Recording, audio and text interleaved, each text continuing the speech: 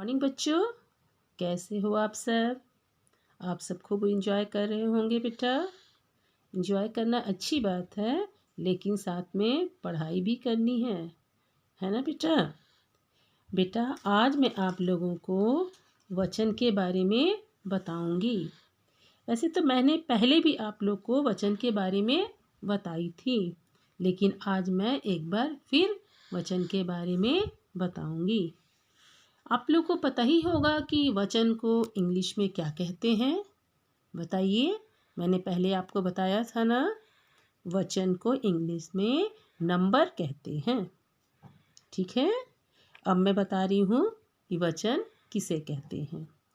शब्द के जिस रूप से एक या एक से अधिक होने का बोध हो उसे वचन कहते हैं। मैं एक बार फिर बोल रही हूँ, आप ध्यान से सुनेंगे। शब्द के जिस रूप से एक या एक से अधिक होने का बोध हो उसे वचन कहते हैं। हिंदी भाषा में वचन के दो भेद होते हैं, एक वचन, बहुवचन। ठीक है, अब मैं आपको पहले एक वचन के बारे में बताऊंगी।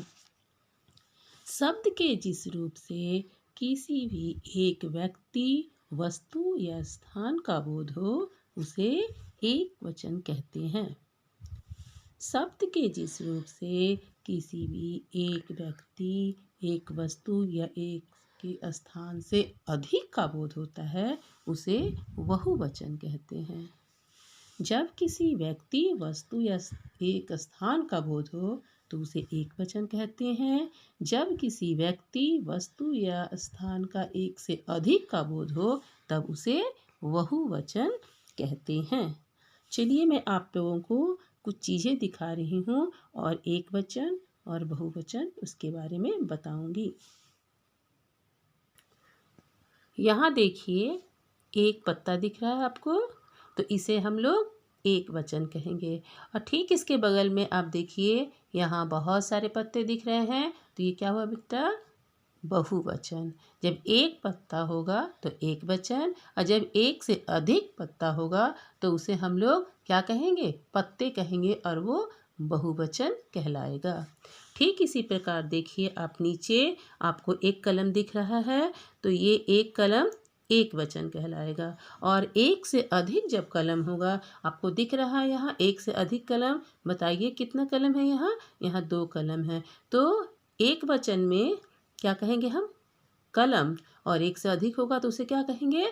कलमें, क्योंकि एक से अधिक है। इसके नीचे देखिए, आपको एक चाबी दिखाई दे रहा है, तो ये एक वचन है क्योंकि यहाँ एक ही चाबी है। और जब एक से अधिक चाबी होगा तब वो बहुवचन कहलाएगा, और तब हम उसे चाबी का बहुवचन चाबियाँ बताएंगे। आपको समझ में आ ही गया होगा बेटा। हिंदी में कुछ ऐसे शब्द होते हैं जिसका वचन नहीं बदलता है, जैसे देखिए फूल। अगर एक फूल होगा तो ये एक वचन होगा, लेकिन अगर एक से अधिक फूल भी होंगे तो भी इसका बहुवचन नहीं बदलेगा, वह फूल का फूल ही होगा। उसी प्रकार घर का बहुवचन घर होता है, मामा का बहुवचन मामा ही होता है। उसी प्रकार हाथी का बहुवचन हाथी ही होता है, पेड़ का भी बहुवचन पेड़ ही होता है। चलिए अब आप सब मेरे साथ वचन बदलना लिखना शुरू करें। नंबर 1, ताला।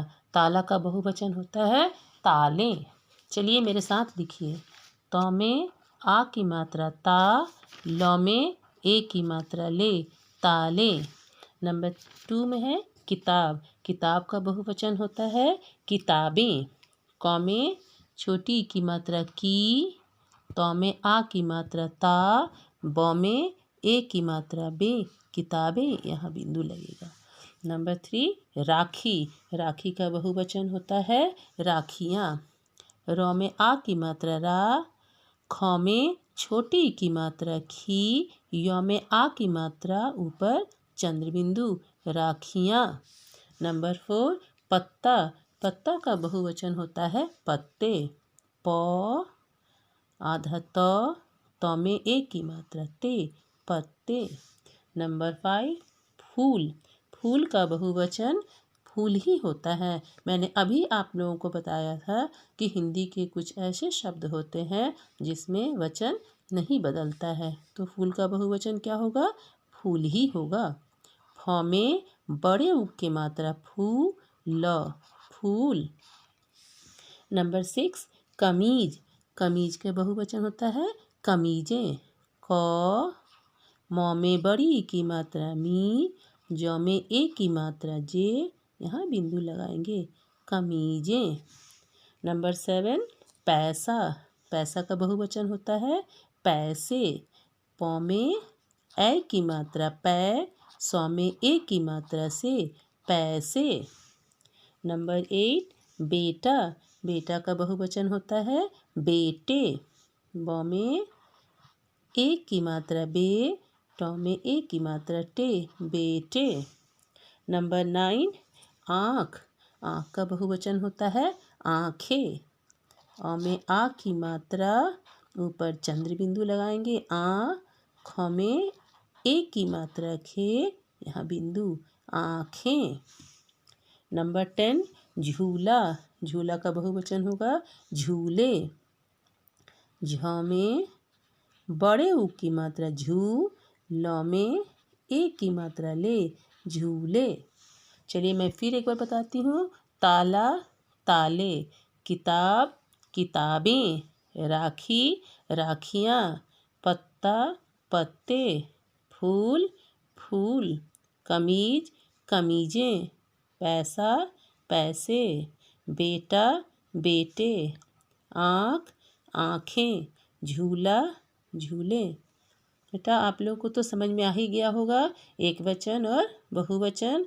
आप लोग इसे हिंदी की कॉपी में सुंदर सुंदर राइटिंग में लिख करके याद करेंगे।